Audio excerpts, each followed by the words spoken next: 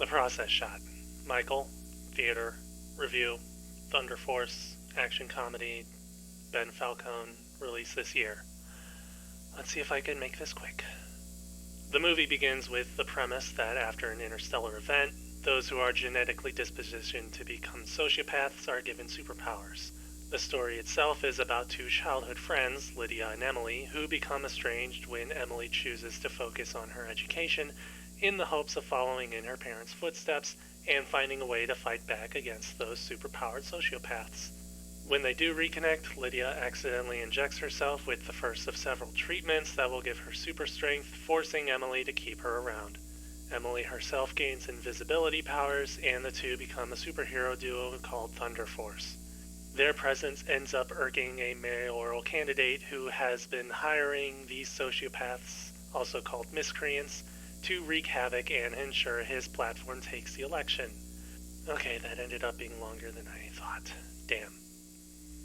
Anyways, the plot of the film is pretty basic, which isn't necessarily a problem if the story is able to put it to creative use, or if the characters of the movie are interesting enough to distract from any other flaws. Unfortunately, Thunder Force is not a creative movie, nor are Emily or Lydia interesting. It's not accurate to say they're unlikable, though. I didn't watch the movie hoping they would fail. I think that, at best, they're cookie cutter, like they're meant to fulfill a role in the greater narrative because they're supposed to. It doesn't help that Lydia, played by Melissa McCarthy, is more intolerable in her role as a buffoon who stumbles her way into becoming a superhero. I feel like her direction given was to be loud and funny and then just improvise the rest, but she doesn't really accomplish any of that. Her character is also poorly developed in general. She's meant to be seen as a worshipper of the 1980s, but there's little to actually express that other than pop culture references, band shirts, and the film's soundtrack being peppered with a playlist of 80s songs on shuffle. Emily is also poorly developed, though her character suffers more from uselessness than intolerability.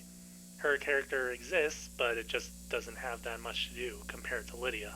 As for the film's story and plotting, there's really nothing to say in its praise. It hits all the usual beats of a buddy comedy and then moves on to the next scene, without putting much thought into keeping things smooth or logical. Worse, it keeps things simple, to the point that it ruins any hopes of logic. Conflicts are introduced between characters, then resolved within the next two scenes, and never built on or brought up again.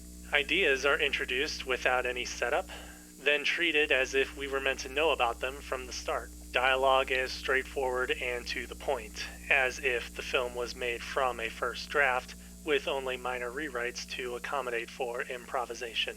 There's very little, if anything, to redeem Thunder Force. The film tries to have moments that give it some sense of a heart, but they either go ignored across the rest of the film or just outright fall flat. It's all so generic and forgettable that watching the film feels more like a chore than an experience. I think the best way to phrase it is that it's Melissa McCarthy's version of what we consider to be an Adam Sandler film. And I'm singling her out here because not only has she been in better movies than this, it turns out the director is her husband. Does that explain everything? Nope. Anyways, Thunder Force. Ben Falcone, 2021, half a star. I don't recommend watching it. You have better things to do with your day. You know the drill. Like, comment, sub, bell. I should get back to figuring out how to get the hell out of this place.